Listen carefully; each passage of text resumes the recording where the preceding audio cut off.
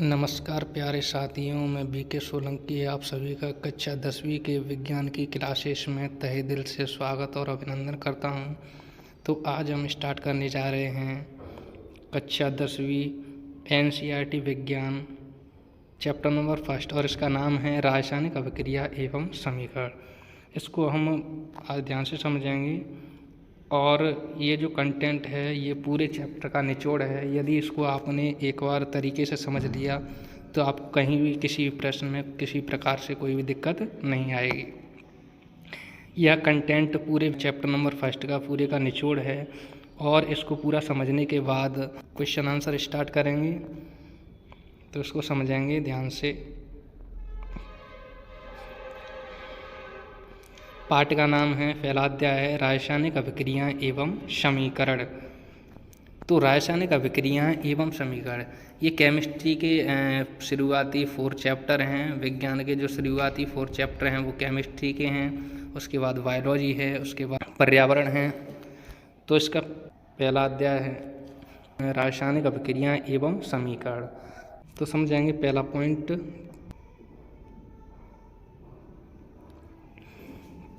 समझेंगे। पहला बिंदु है ऐसे परिवर्तन है जिसमें नए गुणों वाले पदार्थों का निर्माण होता है उसे रासायनिक अभिक्रिया कहते हैं। ये है पहला पॉइंट। ऐसे परिवर्तन जिसमें नए गुणों वाले पदार्थों का निर्माण होता है उसे रासायनिक अभिक्रिया कहते हैं। जो भाग लेता है उसे अभिकारक कहते हैं और जो प्राप्त होता है उसे उत्पाद कहते हैं। ऐसे पदार्थ जो किसी रासायनिक अभिक्रिया में हिस्सा लेते हैं उन्हें अभिकारक कहते हैं। ऐसे पदार्थ जो किसी रासायनिक अभिक्रिया में हिस्सा लेते हैं उन्हें अभिकारक कहते हैं। ऐसे पदार्थ जिनका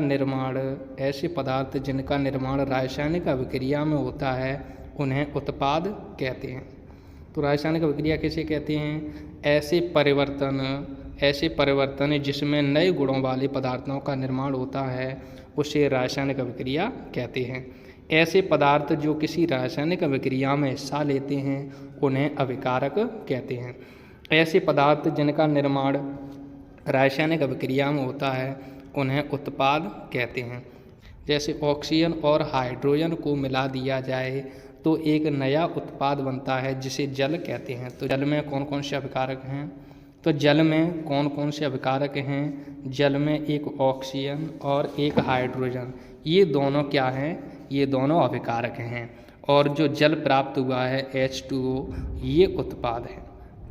उदाहरण के लिए समझाएं तो ये अभिक्रियाओं के उदाहरण कुछ निम्नलिखित हैं जो दिए गए हैं। पहला उदाहरण भोजन का पाचन।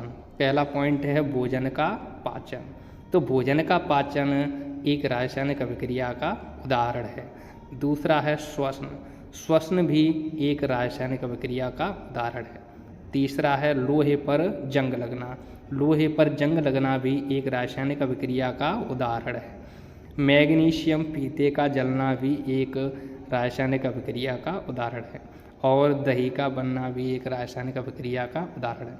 पहला पॉइंट क्या हुआ? भोजन का पाचन, फिर श्वसन, लोहे पर जंग लगना, मैग्नीशियम फीते का जलना और दही का बनना, ये सभी रासायनिक अभिक्रिया के उदाहरण हैं।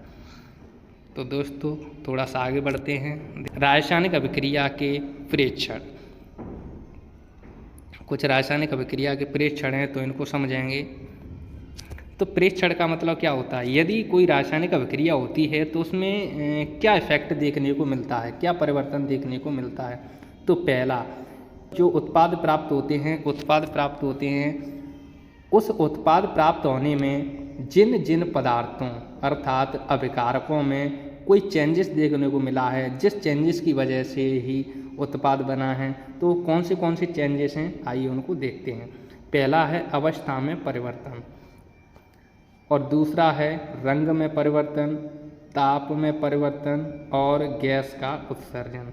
यदि रासायनिक अभिक्रिया होती हैं तो सबसे पहले अवस्था में परिवर्तन होता है, रंग में भी परिवर्तन हो सकता है, तापमान में परिवर्तन होता है और गैसों का उत्सर्जन होता है। रासायनिक परिवर्तन को प्रदर्शित करना। तो ये कुछ उदाहरण हैं जिनके द्वारा रासायनिक परिवर्तन को प्रदर्शित किया गया है। ये नाम दिए गए हैं हिंदी में जिंक, जिसे जस्ता धातु कहते हैं, प्लस सल्फ्यूरिक अम्ल, ये दोनों अभिकारक हैं और इन दोनों से मिलके ही, एक बार थोड़ा सा रुकें, ये देखिए ये है जिंक और ये है सल्फ्यूरिक अम्ल, इन दोनों के मिलने से ही क्या बना है, जिंक सल्फेट और हाइड्रोजन बना है। तो ये दोनों जिंक और सल्फ्यूरिक अम्ल क्या हो गए, अभिकारक हो गए, और जिंक सल्फेट प्लस हाइड्रोजन ये दोनों क्या हो गए, तो ये दोनों उत्पाद हो गए। तो ये हो गया लेफ्ट हैंड साइड और ये हो गया राइट हैंड साइड। ये हो गया शब्द समीकरण, इसे कहते हैं हम शब्द समीकरण। शब्द समीकरण का मतलब ये होता है कि इसमें हम इनके संकेतों के रूप में न लिखते हुए इनको सीधा शब्दों के रूप में लिख देते हैं। यहाँ देखा जाए तो यहाँ मैं इनको संकेतों के रूप में आपको थोड़ा सा दिखाता हूँ। ये जिंक का क्या है, तो ये है जिंक का सिंबल Zn संकेत, और ये है सल्फ्यूरिक अम्ल का फॉर्मूला H2SO4। सल्फ्यूरिक अम्ल में हाइड्रोजन के 2 अणु हैं और SO4।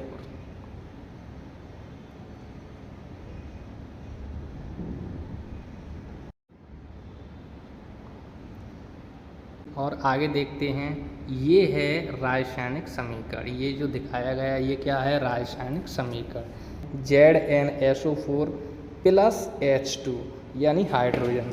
तो इन दोनों के योग से ही बना है जिंक सल्फेट और हाइड्रोजन। तो ये जिंक और हाइड्रोजन, ये जिंक और सल्फ्यूरिक अम्ल दोनों अभिकारक हो गए, और जिंक सल्फेट और हाइड्रोजन ये दोनों क्या हो गए, उत्पाद हो गए। तो अब थोड़ा सा आगे बढ़ते हैं।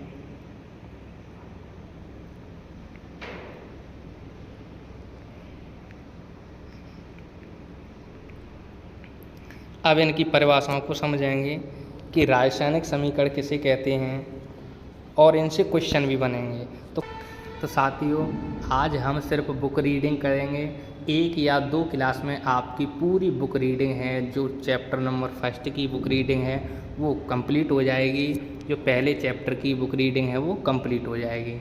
इस कंटेंट को समझने से आपके जो इम्पोर्टेंट सभी क्वेश्चन हैं वो पूरे तरीके से समझ में आने लगेंगे। तो पहला इसमें पॉइंट है, पहली हेडिंग है रासायनिक समीकरण। और रासायनिक समीकरण क्या होते हैं, क्योंकि इनसे क्वेश्चन भी बनेंगे, इसलिए क्वेश्चनों को समझने से पहले, प्रश्न को समझने से पहले हमें ये छोटी छोटी परिभाषाएं समझना बहुत ज़रूरी है। पहला पॉइंट है, पहला बिंदु है रासायनिक समीकरण। रासायनिक अभिक्रिया रासायनिक समीकरण द्वारा निरूपित की जाती है। रासायनिक समीकरण में तत्वों के प्रतीक या अभिकारक और उत्पादों के रासायनिक सूत्र उनकी भौतिक अवस्था के साथ लिखे जाते हैं। रासायनिक अभिक्रिया रासायनिक समीकरण द्वारा निरूपित की जाती है। रासायनिक समीकरण में तत्वों के प्रतीक और उत्पादों के रासायनिक सूत्र उनकी भौतिक अवस्था के साथ लिखे जाते हैं। ये जब प्रश्न करवाऊंगा मैं आपको तो 1 बाय 1 पूरे इम्पोर्टेंट प्रश्न करवाऊंगा, तो वहाँ भी बताऊंगा कि इनके प्रतीक कैसे होते हैं और अभिकारक या उत्पाद क्या होते हैं, और जो रासायनिक सूत्र है वो कैसे बनता है और उनकी भौतिक अवस्था क्या होती है। इसके बाद रासायनिक अभिक्रिया में आवश्यक परिस्थितियां जैसे ताप, दाब, उत्प्रेरक आदि को तीर के निशान के ऊपर या नीचे दर्शाया जाता है। जब हम रासायनिक समीकरण लिखते हैं तो उसमें जो रासायनिक अभिक्रिया में जो आवश्यक परिस्थितियां होती हैं जैसे ताप, दाब, उत्प्रेरक आदि, जैसे ताप, दाब, उत्प्रेरक आदि, जैसे ताप, दाब, उत्प्रेरक आदि को तीर के निशान के ऊपर या नीचे दर्शाया जाता है। अब रासायनिक अभिक्रिया को संतुलित करना। रासायनिक अभिक्रिया को किस प्रकार संतुलित किया जाता है, तो इसको भी हम ध्यान से समझेंगे। ये पॉइंट दिया है रासायनिक अभिक्रिया को संतुलित करना। द्रव्यमान संरक्षण का नियम। किसी भी रासायनिक अभिक्रिया में द्रव्यमान का ना तो निर्माण होता है और ना ही विनाश होता है। यदि हमने 2 किलो शक्कर ली है और 2 किलो पानी लिया है, तो उन दोनों का घोल जो होगा वो क्या होगा, उन दोनों का घोल होगा 4 लीटर। अर्थात उन दोनों की द्रव्यमान होगा तो उनमें कोई भी अंतर नहीं आएगा, द्रव्यमान में कोई भी अंतर नहीं आएगा। यदि हाइड्रोजन के 2 अणु लिए गए हैं और ऑक्सीजन के 2 अणु लिए गए हैं, तो 2 अणुओं के हिसाब से ही उत्पाद का निर्माण होगा। यदि जिंक के 2 अणु लिए गए हैं और सल्फेट के 2 अणु लिए गए हैं, तो उसके अकॉर्डिंग ही उत्पाद का निर्माण होगा। यदि उनके संतुलन में किसी प्रकार की कोई त्रुटि है तो हम उसको सुधार सकते हैं, और उनको सुधारना, उनके अणुओं को बराबर करना ही कहलाता है रासायनिक अभिक्रिया को संतुलित करना। रासायनिक अभिक्रिया के पहले अभिकारक एवं उसके पश्चात उत्पाद, प्रत्येक तत्व के परमाणुओं की संख्या समान होनी चाहिए। ये नोट पॉइंट है, इसको आपको याद रखना है। रासायनिक अभिक्रिया के पहले अभिकारक एवं पश्चात उत्पाद, प्रत्येक तत्व के परमाणुओं की संख्या समान होनी चाहिए। अर्थात रासायनिक अभिक्रिया में अभिकारक और उत्पाद, इन दोनों तरफ, एक तरफ अभिकारक होते हैं, अभिकारक हमारे कौन सी तरफ होते हैं, लेफ्ट साइड में होते हैं, अभिकारक हमारे बाईं तरफ होते हैं, और उत्पाद हमारे दाईं तरफ होते हैं, राइट साइड में होते हैं। तो इनमें प्रत्येक तत्व के परमाणुओं की संख्या कैसी होनी चाहिए, समान होनी चाहिए। तो इसको एक समीकरण के माध्यम से हम समझेंगे। हम इस समीकरण को संतुलित करते हैं। इस समीकरण को संतुलित करने के लिए हमें ये देखना होगा कि इधर ऑक्सीजन के कितने अणु हैं, तो इधर ऑक्सीजन के 3 अणु हैं, और इधर ऑक्सीजन के कितने अणु हैं, इधर ऑक्सीजन का सिर्फ 1 अणु है। तो मैं क्या करूँगा, इधर 3 जोड़ दूँगा, यहाँ 3 जोड़ दिया, 3 ऑक्सीजन के अणु बना दिए। ऑक्सीजन के अणुओं को 3 बनाने के चक्कर में इधर हाइड्रोजन के अणु कितने हो गए, 6 हाइड्रोजन के अणु हो गए। तो मैं क्या करूँगा, इधर 3 ऐड कर दूँगा, इधर 3 हाइड्रोजन के अणु और 2 पहले से थे, 3 दूनी 6 हाइड्रोजन के 2। जब सब्ट्रैक्ट में होता है तो उसका मल्टीप्लाई करते हैं, तो यहाँ कितने हाइड्रोजन के अणु हो गए, 3 दूनी 6। राइट साइड में भी 6 हाइड्रोजन के अणु हैं और लेफ्ट साइड में भी 6 हाइड्रोजन के अणु हैं। ऑक्सीजन इधर भी 3 हो गई और ऑक्सीजन इधर भी 3 हो गई। अब मैं क्या करूँगा, आयरन इधर 2 है राइट साइड में, तो इधर 2 जोड़ दूँगा। तो ये हमारा समीकरण संतुलित हो गया। इसके बाद सीखते हैं, जब हम रासायनिक समीकरण बनाया करेंगे तो उसमें ठोस को ऐसे दर्शाया करेंगे, ऐसे यानी सॉलिड। द्रव को एल से दर्शाएंगे, लिक्विड और गैस अवस्था को हम जी से दर्शाएंगे, और जलीय विलयन को AQ से, गैस अवस्था को G से दर्शाएंगे और जलीय विलयन को AQ से दर्शाएंगे। जैसे यहाँ देखो Fe आयरन ठोस होता है तो इसको हमने S से दर्शाया है। H2O जल कैसा है, H2O ये लिक्विड अवस्था में होता है, तो सॉरी यहाँ पर ये G गलत लिख दिया है, यहाँ L होगा, ये लिक्विड अवस्था में होता है। यदि गैस होती तो वहाँ G लगाते। यहाँ पर Fe2O3 ये भी सॉलिड होता है, ये भी ठोस अवस्था में होता है, और यहाँ पर हाइड्रोजन ये गैस अवस्था में होता है, इसलिए कोष्टक में हमने गैस लिखा है। ठोस के लिए रासायनिक समीकरण में S लिखेंगे, द्रव के लिए L और गैसीय अवस्था के लिए G, तथा यदि कोई लिक्विड है तो वहाँ या फिर जलीय विलयन है तो उसके लिए AQ लिखेंगे। अब आगे बढ़ते हैं। अगला है कुछ आवश्यक परिस्थितियों जैसे दाब, ताप आदि को भी तीर के निशान के ऊपर या नीचे लिखें। इसके बाद हम सीखते हैं रासायनिक अभिक्रियाओं के प्रकार। तो रासायनिक अभिक्रियाएं कितने प्रकार की होती हैं, आइए इनको ध्यान से समझते हैं। पहली रासायनिक अभिक्रिया जिसे हम कहते हैं संयोजन रासायनिक अभिक्रिया। पहली रासायनिक अभिक्रिया संयोजन अरासायनिक अभिक्रिया। संयोजन नाम से ही स्पष्ट हो रहा है कि यहाँ पर क्या होगा, संयोग होगा। संयोग यानी जुड़ना, अर्थात संयोग।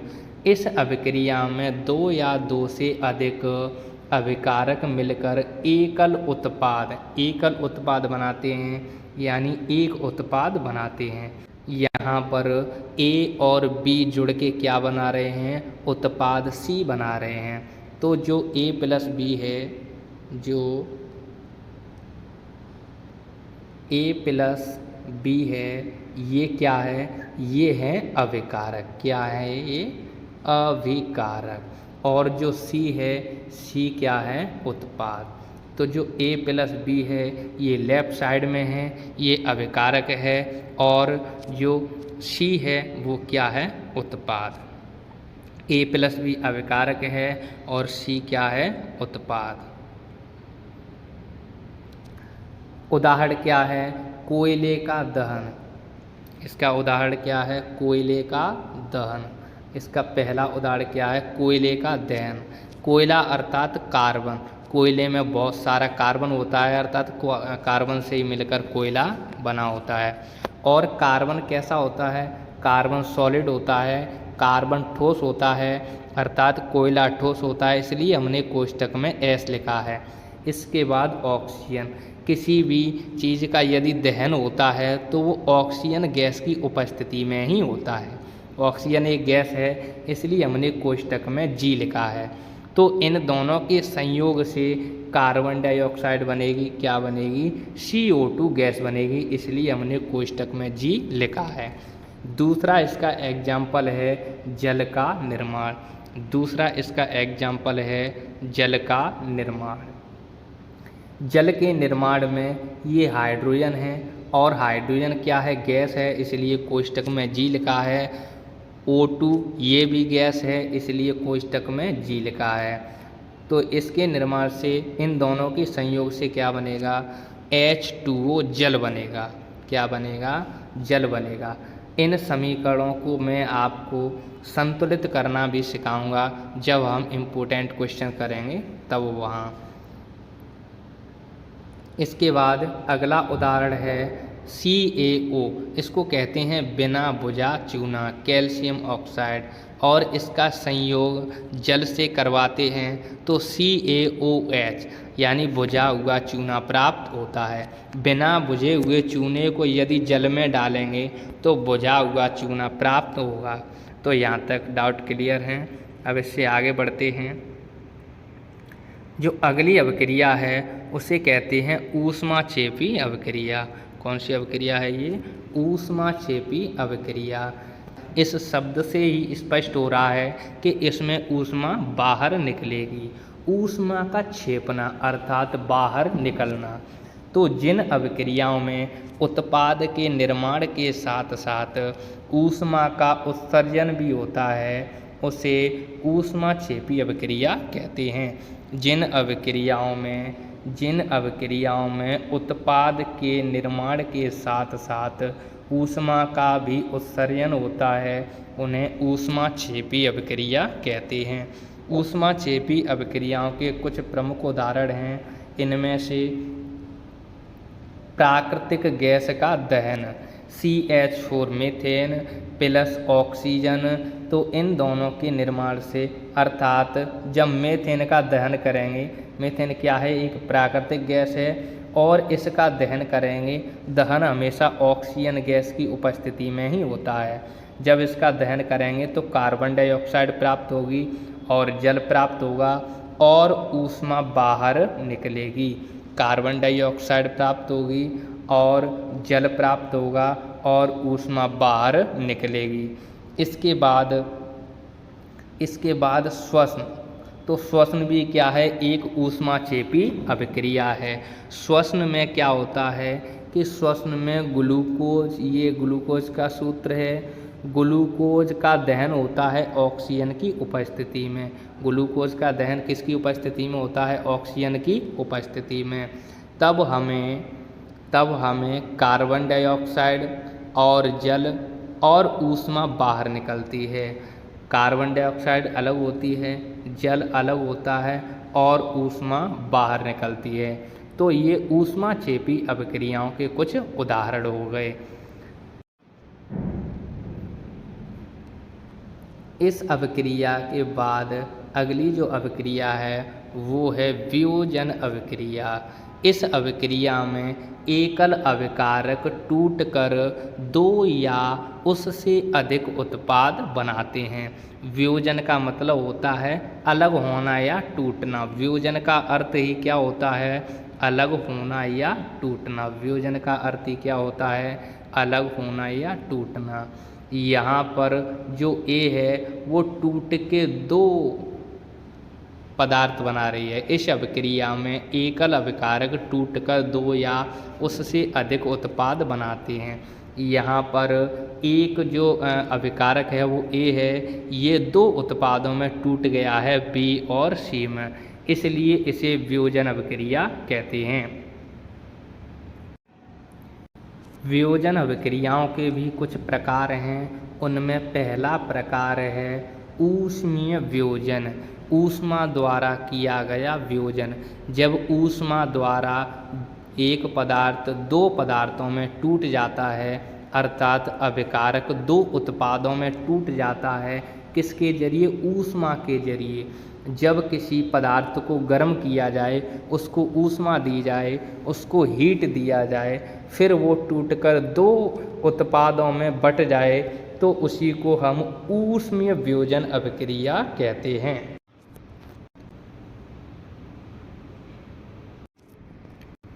ऊष्मीय वियोजन अभिक्रिया का उदाहरण क्या है, CaCO3 चूना का पत्थर, जब उसको ऊष्मा दी जाती है तो इससे बिना बुझा चूना प्राप्त होता है और कार्बन डाइऑक्साइड गैस अलग हो जाती है। अर्थात चूने पत्थर को ऊष्मा द्वारा दो भागों में तोड़ दिया, एक बिना बुझा चूना और कार्बन डाइऑक्साइड गैस अलग कर दी, इसलिए इसे हम ऊष्मीय वियोजन अभिक्रिया कहते हैं। इस अभिक्रिया के बाद दूसरा इसका प्रकार है वो है वैद्युत वियोजन, अर्थात विद्युत धारा प्रवाहित कर होने वाला वियोजन। जब विद्युत धारा प्रवाहित करके एक पदार्थ को दो भागों में विभाजित करते हैं, दो भागों में नहीं, दो पदार्थों में विभाजित करते हैं, तो उसे ही हम वैद्युत वियोजन कहते हैं। यहाँ पर ये जल है और इसमें विद्युत धारा प्रवाहित करके हाइड्रोजन गैस अलग और ऑक्सीजन गैस को अलग कर दिया गया है। तो ये कौन सी अभिक्रिया का प्रकार है, ये वियोजन अभिक्रिया का प्रकार है। एक होता है ऊष्मीय वियोजन और ये दूसरा प्रकार है वैद्युत वियोजन। इसको उदाहरण के माध्यम से हमने समझ लिया है। अगली अभिक्रिया है प्रकाशीय वियोजन। अगली अभिक्रिया है प्रकाशीय वियोजन। सूर्य के प्रकाश की उपस्थिति में होने वाला वियोजन, उसे क्या कहते हैं, प्रकाशीय वियोजन।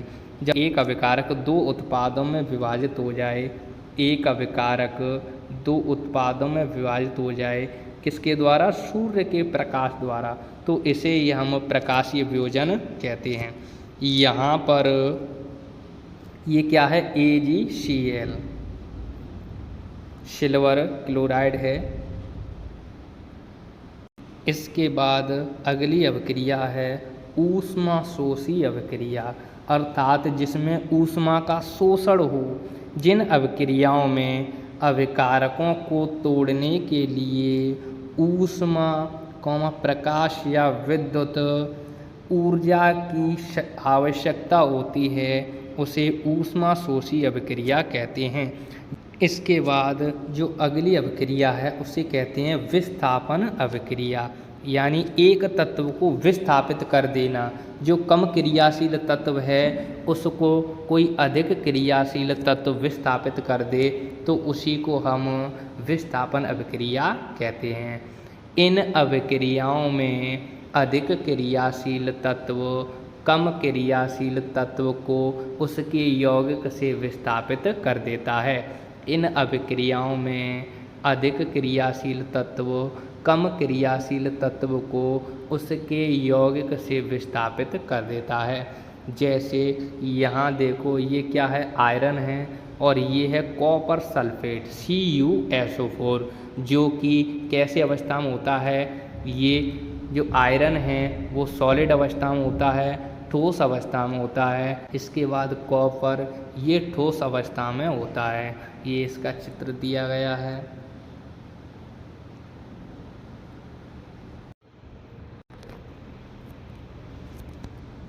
अब इस चित्र को थोड़ा सा समझ लेते हैं। ये चित्र किस संबंध में दिया गया है, इसे पढ़ेंगे। लोहे की कील पर भूरे रंग की कॉपर की परत जम गई। CuSO4 के नीले विलयन का रंग FeSO4 के निर्माण के कारण हो गया। अर्थात यहाँ इस चित्र में देखा जाए तो चित्र में जो दिया गया है, ये सारा जो प्रोजेक्ट दिया गया है ये समीकरण से समझ में आएगा। यहाँ ये है जिंक और ये है CuSO4 कॉपर सल्फेट। इन दोनों के संयोग से क्या हुआ है, ये जिंक अधिक क्रियाशील तत्व है। जिंक कैसा है, जिंक अधिक क्रियाशील तत्व है जो कि CuSO4 में से कॉपर को विस्थापित कर देता है, कॉपर को इस जगह से हटा देता है और इस जगह खुद विराजमान हो जाता है।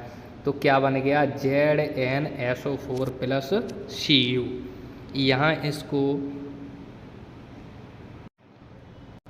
यहाँ इसको और सरल तरीके से समझते हैं।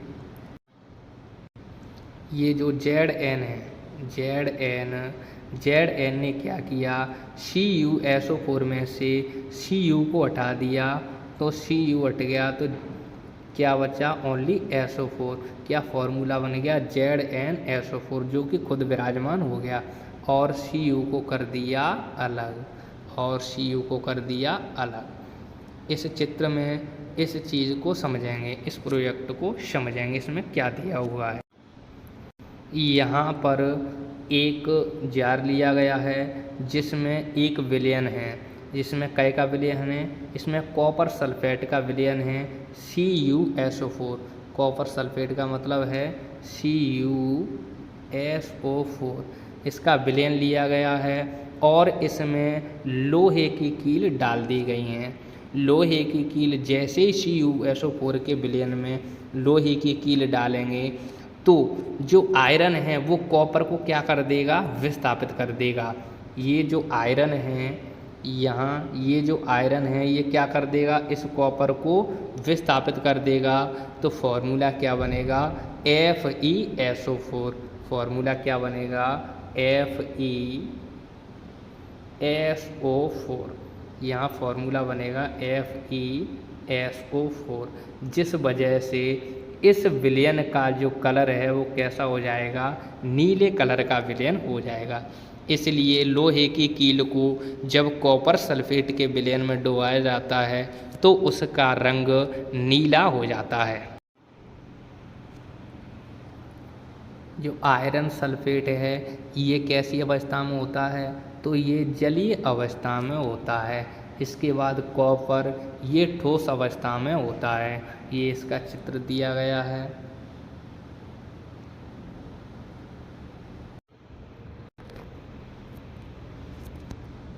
अब इस चित्र को थोड़ा सा समझ लेते हैं। ये चित्र किस संबंध में दिया गया है, इसे पढ़ेंगे।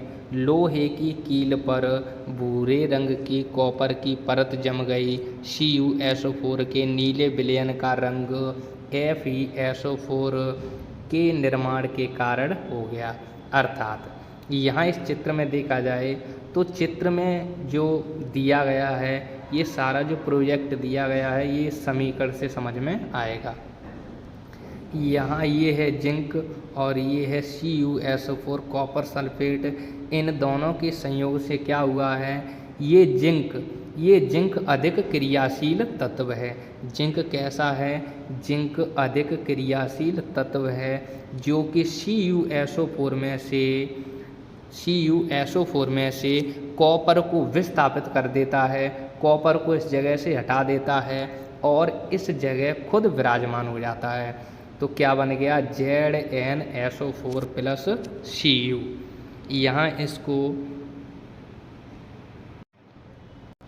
यहाँ इसको और सरल तरीके से समझते हैं।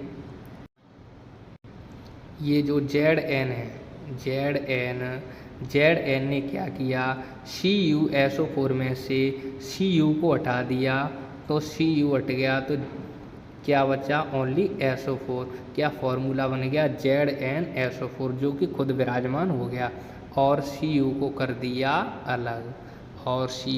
दिया अलग। इस चित्र में इस चीज़ को समझेंगे, इस प्रोजेक्ट को समझेंगे, इसमें क्या दिया हुआ है। यहाँ पर एक जार लिया गया है जिसमें एक विलयन है, जिसमें कै का विलयन है, इसमें कॉपर सल्फेट का विलयन है CuSO4। कॉपर सल्फेट का मतलब है CuSO4, इसका विलयन लिया गया है और इसमें लोहे की कील डाल दी गई हैं। लोहे की कील जैसे ही CuSO4 के विलयन में लोहे की कील डालेंगे तो जो आयरन है वो कॉपर को क्या कर देगा, विस्थापित कर देगा। ये जो आयरन है, यहाँ ये जो आयरन है ये क्या कर देगा, इस कॉपर को विस्थापित कर देगा। तो फॉर्मूला क्या बनेगा, FeSO4। फॉर्मूला क्या बनेगा, FeSO4। यहाँ फॉर्मूला बनेगा FeSO4, जिस वजह से इस विलयन का जो कलर है वो कैसा हो जाएगा, नीले कलर का विलयन हो जाएगा। इसलिए लोहे की कील को जब कॉपर सल्फेट के विलयन में डुबाया जाता है तो उसका रंग नीला हो जाता है। यहाँ भी देखें, ये लिखा हुआ है जिंक कॉपर से अधिक क्रियाशील तत्व है। इसके बाद अगली जो अभिक्रिया है उसे कहते हैं द्विविस्थापन अभिक्रिया। इस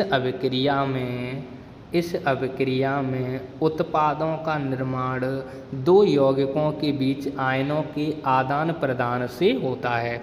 यहाँ पर ध्यान देंगे Na2SO4 ये फॉर्मूला है सोडियम सल्फेट का, ये है बेरियम क्लोराइड का BaCl2 और ये है बेरियम सल्फेट का BaSO4 और ये है सोडियम क्लोराइड। यहाँ पर जो Ba है वो क्या करेगा, Ba और Cl, Ba पर प्लस आयन होता है और Cl पर माइनस आयन होता है। इसी प्रकार Na2 पर प्लस आयन और SO2 पर माइनस आयन होता है।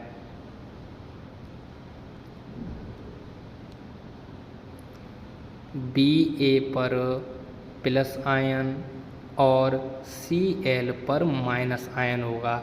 इसी प्रकार Na2 पर प्लस आयन और SO2 पर माइनस आयन होता है, अर्थात Ba प्लस का होता है और Cl माइनस का। उसी प्रकार Na जो सोडियम है उस पर प्लस आयन होगा और SO2 सल्फेट पर माइनस आयन होता है। तो जो प्लस वाला है दूसरे अभिकारक के माइनस वाले परमाणु के साथ जुड़ जाएगा, अर्थात BaSO4, अर्थात क्या बन जाएगा, BaSO4 क्या बन जाएगा, BaSO4। और इधर सोडियम प्लस का था और इधर क्लोरीन माइनस के है, तो क्या बन गया, सोडियम क्लोराइड। प्लस और माइनस दोनों जुड़ के क्या बन गया, सोडियम क्लोराइड। यहाँ देखें बेरियम सल्फेट BaSO4 के सफ़ेद अविलेय अवक्षेपण का निर्माण होता है, इसलिए इस अभिक्रिया को अवक्षेपण अभिक्रिया भी कहते हैं। इस अभिक्रिया में ये इम्पोर्टेंट पॉइंट है, ध्यान रखने योग्य पॉइंट है, इस अभिक्रिया को अवक्षेपण अभिक्रिया भी कहते हैं। द्विविस्थापन अभिक्रिया को अवक्षेपण अभिक्रिया भी कहते हैं। इसके बाद आती है उपचयन एवं अपचयन अभिक्रिया। इसके बाद आती है उपचयन एवं अपचयन अभिक्रिया। तो दोस्तों यहाँ से आगे हम नेक्स्ट क्लास में चर्चा करेंगे। अगर यहाँ तक आपको समझ में आया है तो प्लीज़ कमेंट करें, सब्सक्राइब करें और लाइक करें, और यदि आपको कोई डाउट है तो कमेंट में पूछ सकते हैं। आज के लिए इतना काफ़ी है। Thanks for today. आज के लिए धन्यवाद। तो मिलते हैं अगली क्लास में।